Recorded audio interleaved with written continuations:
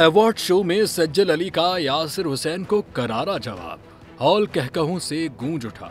Showbiz industry में award की तकसीम की तकरीबात में जहां चमक दमक, ग्लैमर और मुस्कुराहटें होती हैं, वहीं कभी कभार ऐसे यादगार लम्हात भी जन्म लेते हैं जो सोशल मीडिया पर आग की तरह फैल जाते हैं। कुछ ऐसा ही हुआ जब अदाकारा सज्जल अली अवार्ड देने स्टेज पर आईं और मेजबान यासिर हुसैन ने कुछ मजाहिया जुमले उनकी जानिब फेंके थे, जो बढ़कर हल्की फुल्की नोक-झोंक में तब्दील हो गए।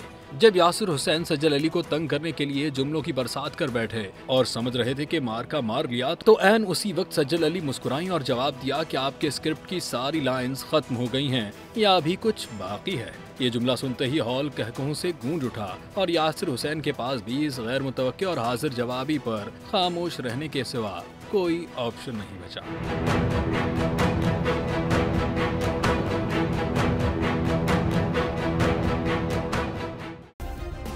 सब्सक्राइब करें और बेल दबाएं ताकि कोई खबर रह न जाए।